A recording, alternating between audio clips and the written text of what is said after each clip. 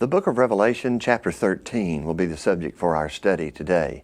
In this last communication of the God of heaven to man, we find the message of overcoming the wicked world to be faithful to God and receive a home in heaven at last. That is truly the goal that each and every one of us should desire. And it is possible through Christ as members of His church by following His Word. We've seen through our study how important the Word of God is and adhering to it. It was true in the first century. It remains true in the 21st century. In Revelation chapter 13, we have the appearance of the mark of the beast. For many people, this is what they know about the book of Revelation, the number 666 and the mark of the beast. And it has been variously applied to all sorts of things, to numbers on a license plate, to serial numbers on a piece of equipment. Someone might think that's the reason it keeps acting up, to just all sorts of fanciful views about it. But you have to narrow it down when you look at the text, because 666 is said to be a number of a man, not some inanimate object or not some other thing, but the number of a man. And John is going to tell us how we can identify that man here in the 13th chapter of the book of Revelation today. This person is going to be described as a beast. Let's bear in mind that in the 12th chapter of the book of Revelation, we have the great red dragon identified as the devil. So the great red dragon is the devil. Now then, here you're going to have the beast and the false prophet. They will be the two chief characters of chapter 13. We have the artist's description of this as we proceed. You will see that from time to time, and it will help us in our understanding of John's vision. Let's go to Revelation 13 and begin. And I stood upon the sand of the sea, and saw a beast rise up out of the sea, having 7 heads and 10 horns, and upon his horns 10 crowns, and upon his heads the name of blasphemy. Well, we don't want to move too rapidly right here. The beast is coming up out of the sea. The Roman Empire rested upon the Mediterranean Sea and comprised the then known world. And this beast rises up out of the sand of the sea. It shows that he's going to have a worldwide influence, obviously. He has 7 heads. Heads, of course, represent intelligence or authority. He has 7 of them. Again, the number 7 means fullness and completeness. And you see it used even here when applied to the enemy, this beast, because he has complete power. That is what would be meant. Then he also has 10 horns. Again, those horns are symbols of authority. Just like the heads represent the intelligence, the horns would represent perhaps the weaponry that would be employed. And you'll have one in great authority. He has 7 heads and he has 10 horns. And then on his 10 horns, he has 10 crowns. So we're clearly talking about an official capacity here when we see this imagery. But then not only that, but it says, upon his heads, the name of blasphemy. Now, if this is indeed a reference to the Roman Empire, and we're confident that it is, and to its emperors, you might be wondering about why does he have 7 heads? Why does he have these 10 horns and 10 crowns? Well, this may be an enumerated list of Roman emperors. Remember, thus far in our study, we have pointed out how that the Roman emperors were deified, going all the way back to Julius Caesar and then Augustus.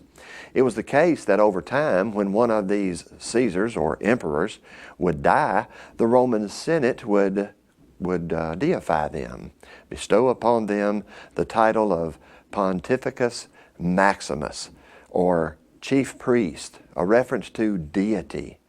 And we have seen also that there were temples. There was a temple in Smyrna, one of the 7 cities to which this book is addressed, as early as 195 BC. There was a temple erected in Smyrna in Asia Minor to Roma. And in it you will find, in a temple, there is veneration or worship to the concept of Rome being the eternal kingdom. So these emperors were being deified. And that might indicate something of the blasphemy, names of blasphemy. Again, I want to mention to you this coin that I have. These are, of course, replicas of the ancient coins. This one coming from the time of Tiberius Caesar. And again, I want to read to you what is stated on this coin. This is from the Roman Emperor Tiberius, who ruled during the life of Jesus, AD 14 to 37. And the portrait on the front is Tiberius. And the inscription reads, Tiberius Caesar Augustus, son of divine Augustus. Now that's imprinted right there on the coin. On the reverse side shows a seated female, generally thought to be Livia, Tiberius' mother, with the inscription, High Priest. Now I think this is appropriate to bring into our study again at this point, because we're going to see this beast and we're going to see the false prophet. And I wanted to just allow us again to notice that you'll have the Roman emperors being deified, that is, they're referred to as with the words theos, meaning God, and they are revered or worshipped. And then also there's a high priest, and you notice the coin indicative of that. I think that tends to give an explanation as to what is meant by the use of the term blasphemy, names of blasphemy, as these Roman emperors are deified. But reading further in verse 2, the beast which I saw was like unto a leopard, and his feet were as the feet of a bear, and his mouth as the mouth of a lion, and the dragon gave him his power and his seat and great authority. And I saw one of his heads as it were wounded to death, and his deadly wound was healed, and all the world wondered after the beast. And they worshipped the dragon, which gave power unto the beast. And they worshipped the beast, saying, Who is like unto the beast? Who is able to make war with him? So this beast is empowered by the dragon, remember in chapter 12, verse 9, who is the devil. Verse 5, And there was given unto him a mouth speaking great things, and blasphemies, and power was given unto him to continue 42 months. Again, you'll notice 42 months is 3.5 years. There'll be 1,260 days. That's 3.5 years. 3.5, half of 7. Incompleteness, an indication of something negative or bad, is associated with those numbers. Verse 6, And he opened his mouth in blasphemy against God, to blaspheme his name and his tabernacle and them that dwell in heaven. And then in verse 7, And it was given unto him to make war with the saints, and to overcome them.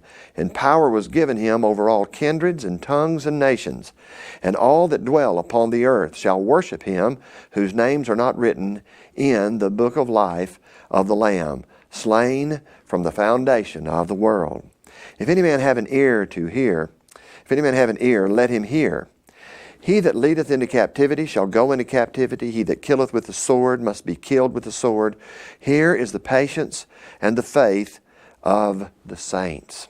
Verse 11, And I beheld another beast coming up out of the earth, and he had 2 horns like a lamb, and he spake as a dragon. So now notice, please, that you have these beasts contrasted. One is coming up, as you see this one here in verse 11. He's coming up out of the earth. The other came up out of the sand of the sea. The first one had 7 heads and 10 horns and 10 crowns. This one comes up out of the earth. He has 2 horns like a lamb, and he spake as a dragon. Again, a reference back to the dragon of 12:9. But notice he doesn't have the authority of the first beast. The first one, remember, 7 heads, 10 horns. This one, only 2 horns. That would be authority, but not as much as the first, obviously. Verse 12, And he exerciseth all the power of the first beast before him. So he is an emissary of the first beast, or receives direction from that first one. And he causeth the earth and them which dwell therein to worship the first beast, whose deadly wound was healed. Well, this is the false prophet, the one who is encouraging people to worship the first beast, or we believe that to be the series of Roman emperors who demanded worship. And we've noticed that in the 7 cities of Asia, there were a number of pagan temples, but there were also temples that had been erected to Rome itself, as in Smyrna's case, starting with 195 BC.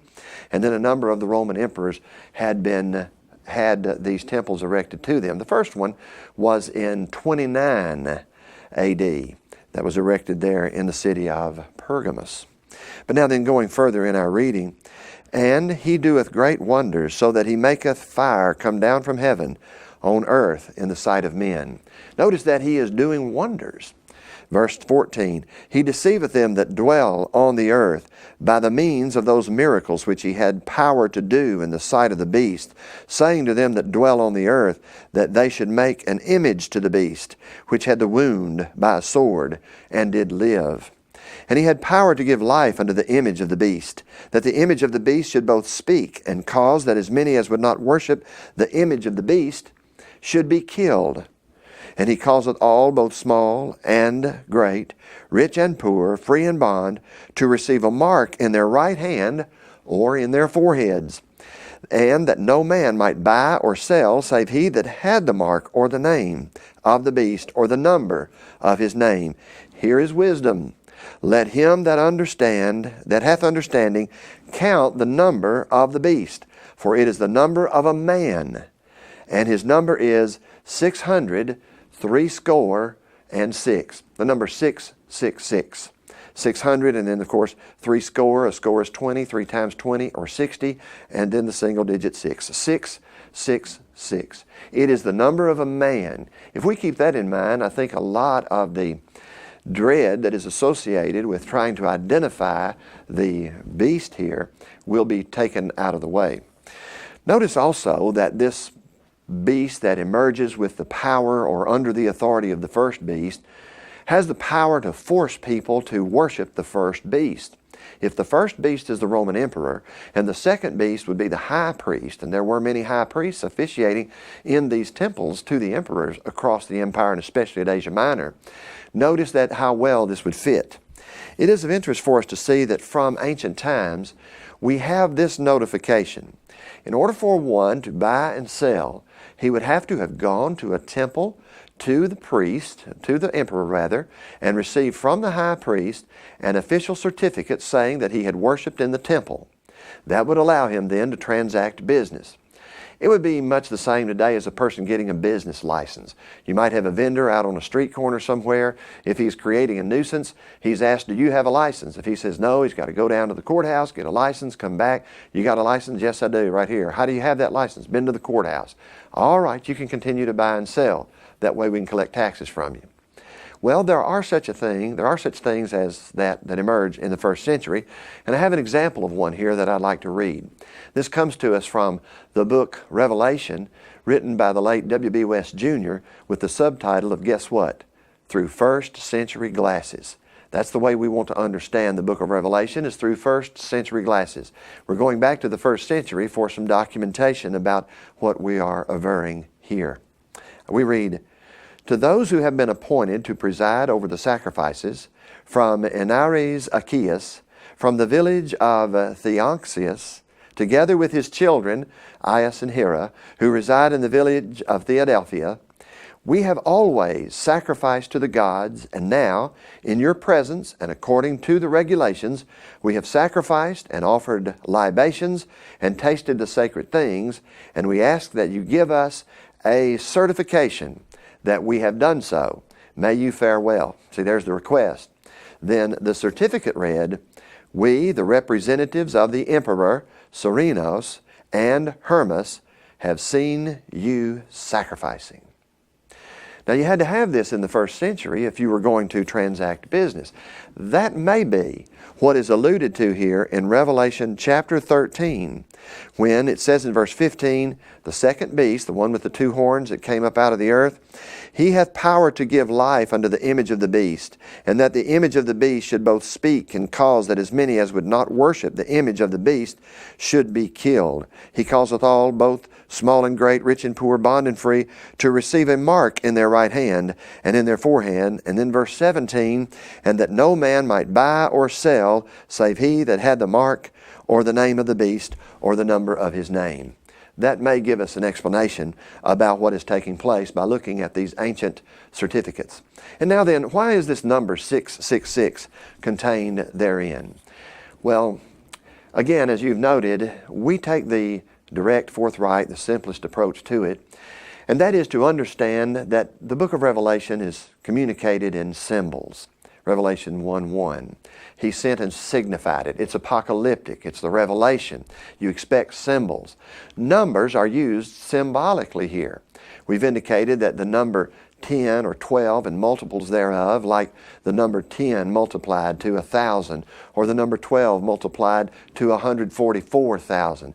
Find usage and application in the book of Revelation and are striven to be symbolically used. Even so, the number 7 we've seen a number of times. We're even trying to follow an overview or outline of the book using the number 7. 7 letters to churches, book with 7 seals, 7 trumpets, 7 bowls of wrath that will come later, and then the finale. Well, the number 7 means fullness or completeness. As we indicated a minute ago, 7 heads on the beast that comes up out of the sand of the sea indicates the fullness of his power and influence, although that power and influence is wicked. Well, the number 7 then, or multiples thereof, like 777, would indicate fullness and completeness. But then contrariwise, falling 1 short of that to the number 6, and multiples thereof, the number 666, always has a negative connotation. Now, I do not believe that the people who received the book of Revelation, written to the 7 churches of Asia, would have the trouble with the number 666 that we have in the 21st century. Because you see, they would already know about this high priest officiating in the temple up the street. Remember the city where there was a temple at either end of the street? And they would already know about the persecution that began in intensity with Nero in 64 AD that had grown to sweep across their peninsula in AD 96 when this book is written. They would already know that. They wouldn't need to study history. They were living history at the time. So I don't think it would be the perplexing problem that it is for many people today. But some have endeavored to solve this by using what is called gematria. That is where a letter stands for a number. And when you do that with the Hebrew alphabet, and you do that with the Latin alphabet, and you take those letters and you correspond those letters 666 to a name, you get the name Nero Caesar.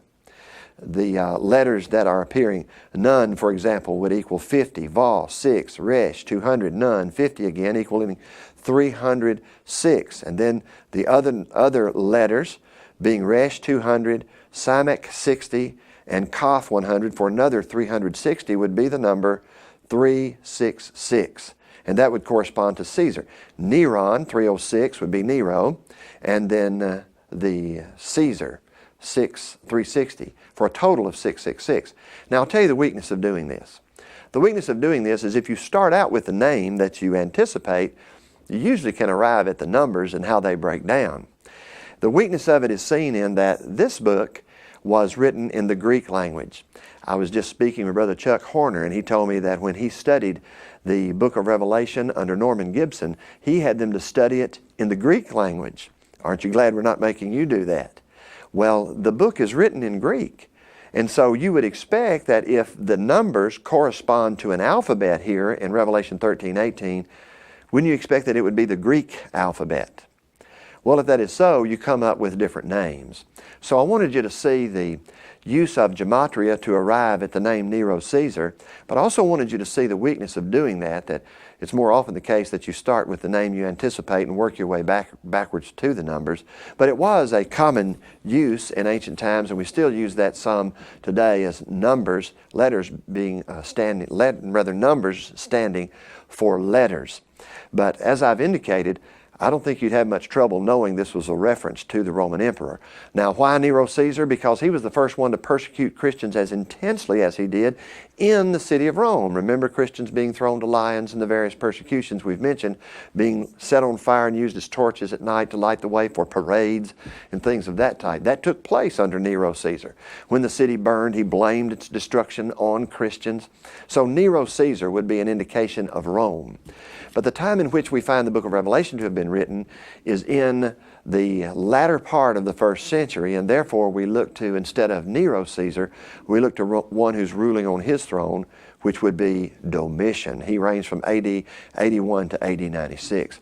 Now another thing I like to do, because I don't know if often we concentrate on this when we go through the Bible, but I'd like for us to notice the presence of this false worship in the 1st century, that is the worship of false gods.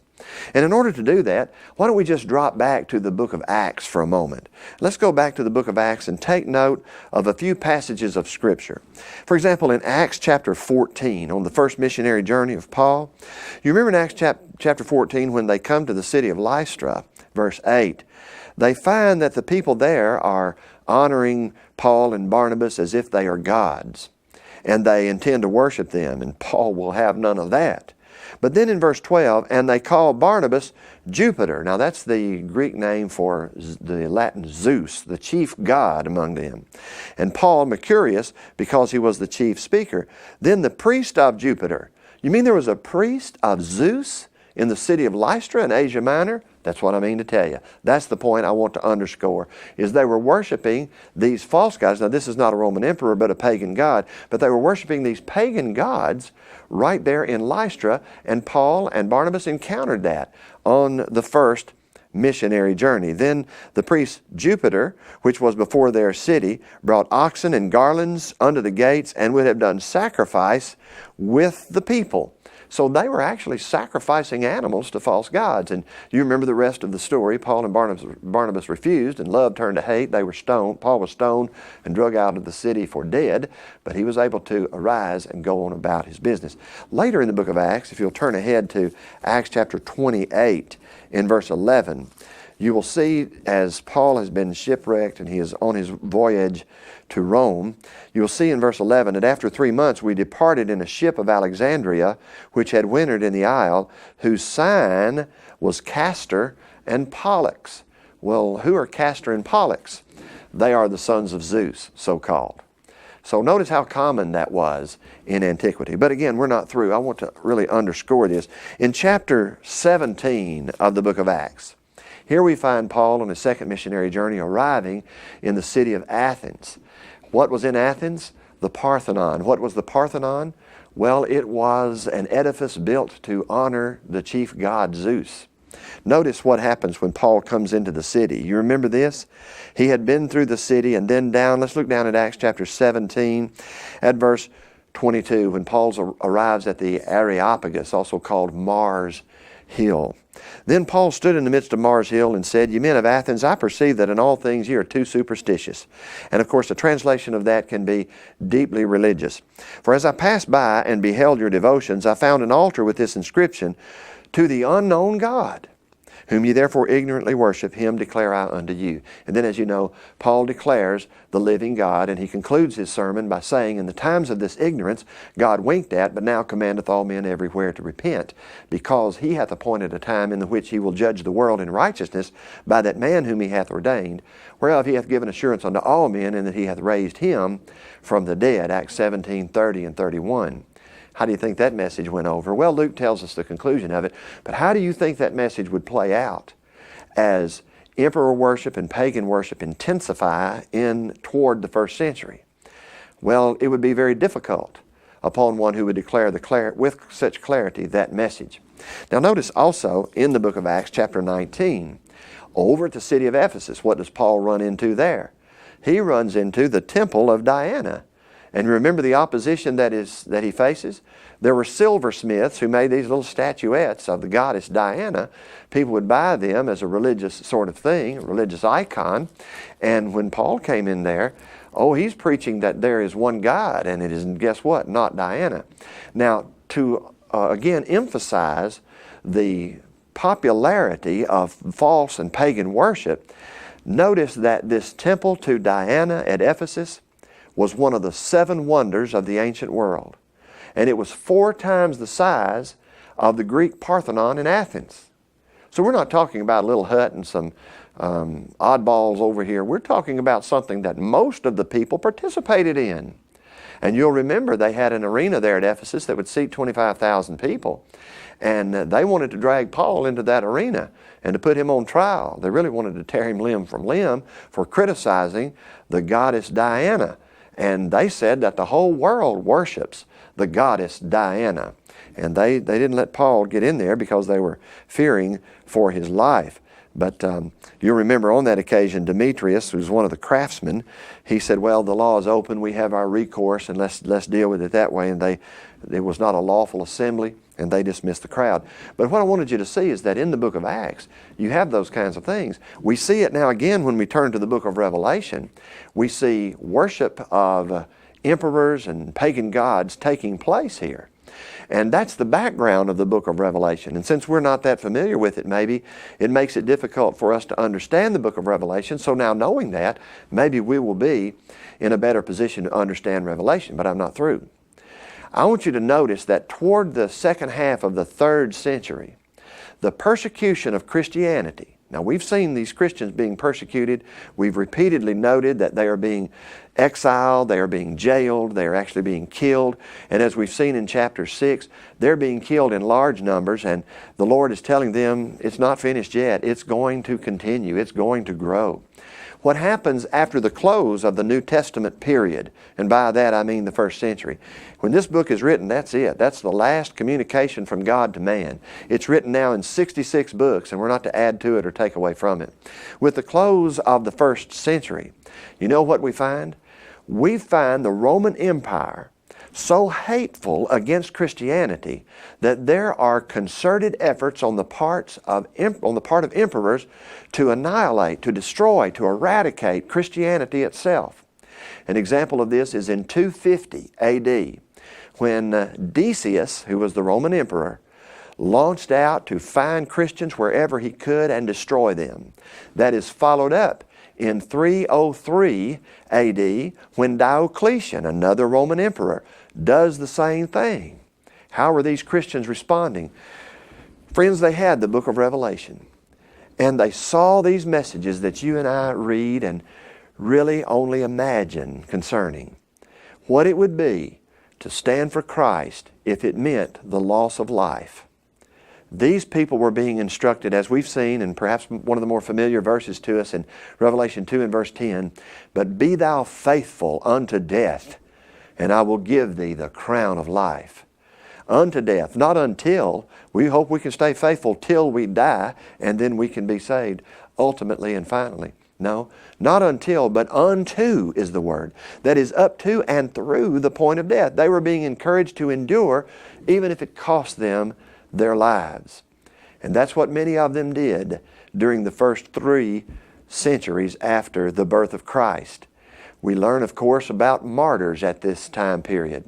One by the name of Polycarp. Polycarp said when he was an elderly man and the authorities came to his house to take him out to kill him, he said, 86 years have I served him. He has never denied me, and I will not deny him now. And his life was taken from him. That was happening all across the Roman Empire. The effort was to snuff Christianity out. But the Christians did not resist. They did not rise up in arms like happened later in the Crusades when so-called Christians fought against Muslims in carnal warfare. That didn't happen. They followed what they learned from the book of Revelation, and they remained faithful to God.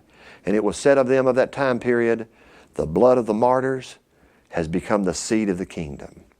It instilled in those who were living the rich value of living for God in this temporary environment that we simply call the world, and remaining true and faithful to God no matter what the cost.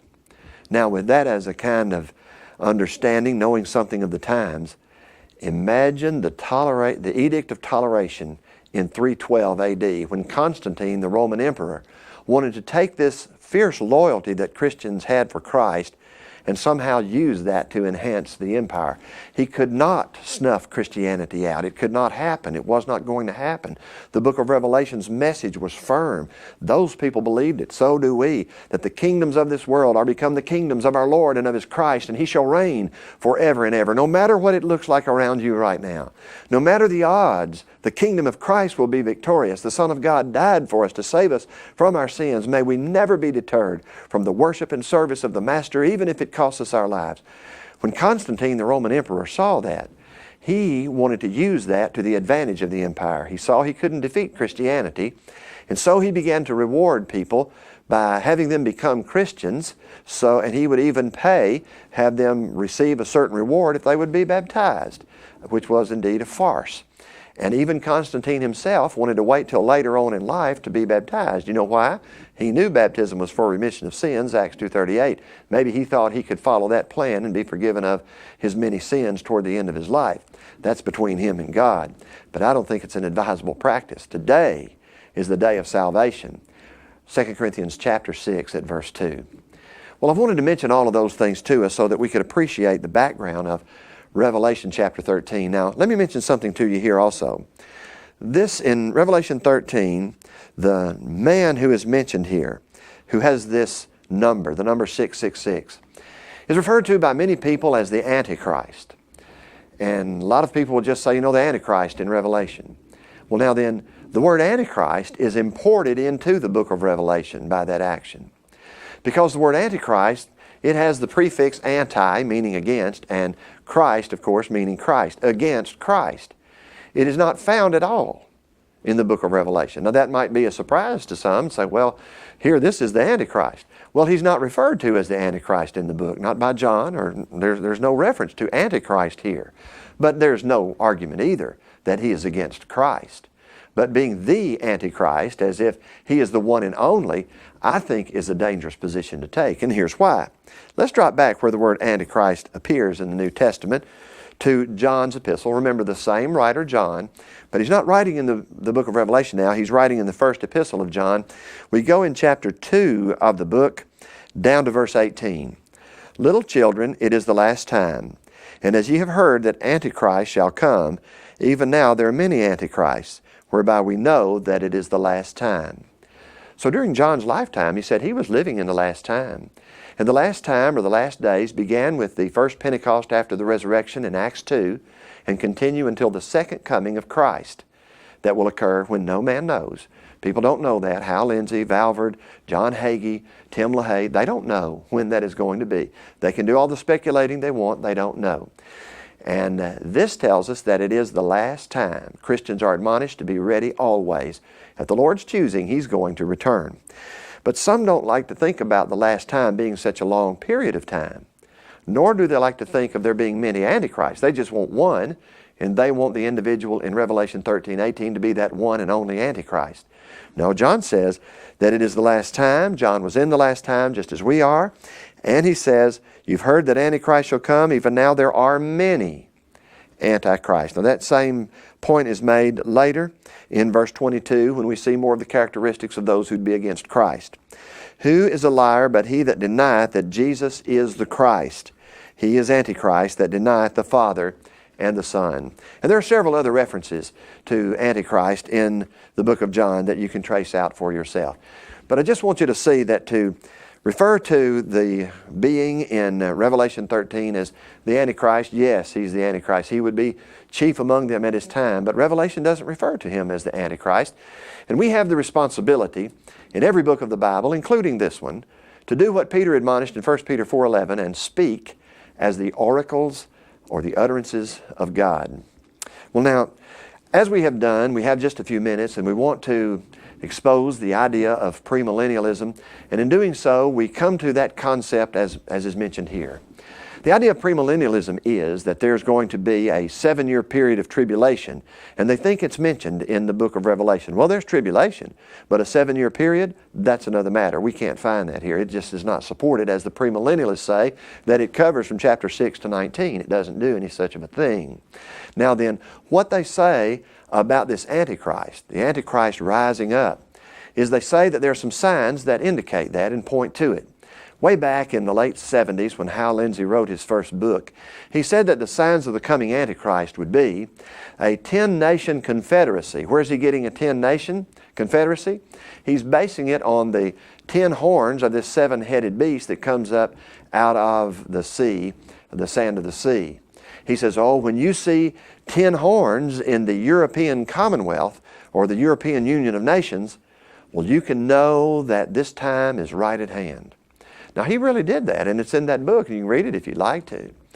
But it shows you what happens when men speculate and they don't read the book of Revelation through first century glasses, but through 21st century glasses, and in Lindsay's case, through 20th century glasses back then.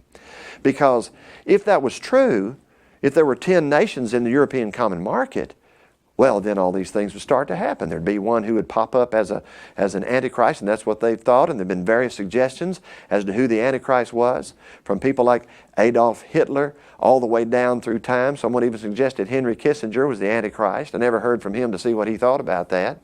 But then it would be some world-renowned leader that would take over and take charge. Well, are there going to be 10 nations in the European common market?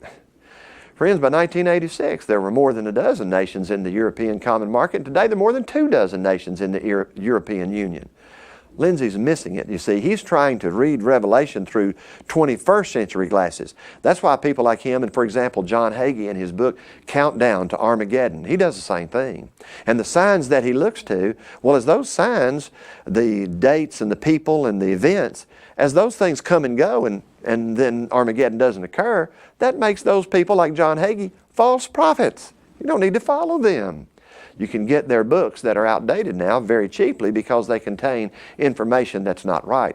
Again, bear in mind in Deuteronomy 18, if a man claims himself to be a prophet and he says something that doesn't come to pass, he's to be rejected. He's not to be followed. We are not obligated to follow these people just because they can come up with a fancy theory. Further, we have the admonition, as I've mentioned in 1 Peter 4:11, if any man speak, let him speak as the oracles of God. If any man minister, let him do it as of the ability which God giveth, that God in all things may be glorified through Christ Jesus. What happens? We don't speak as the oracles of God. God doesn't get the glory. Man does. And Hal Lindsey makes millions of dollars off selling a book. John Hagee's made millions and millions of dollars off selling his books. Man gets the glory and not God. We must speak as the oracles of God speak. In the closing few moments that we have, we want to call our attention to worship that is in spirit and in truth. John 4 and verse 24. As you see in this text, the Roman emperor had a high priest, and he's described here as a beast with the power of the dragon, the devil. And he had a mouth, speaking, the high priest did, speaking great things and causing people to worship these images. Well, you see that in our day. And the application of this, the contextual approach where you take this lesson and you learn it and you apply it to our day, is something in the closing minutes of our time together I'd like to encourage us to do. We do not need to worship at the shrine of Hollywood. Hollywood makes lasciviousness and lewdness and lustfulness glamorous, and has people wearing scant clothing, has people involved in alcohol and drug abuse, in marrying, divorce, and remarrying for any reason whatever. And many people are worshiping at that shrine. That's an application that I think can be made. And there are many others. We want to worship God, who is the correct object of worship, in spirit and in truth, as John taught us in his book, John 4 and verse 24. Return and be with us again, and we'll study Revelation 14 together.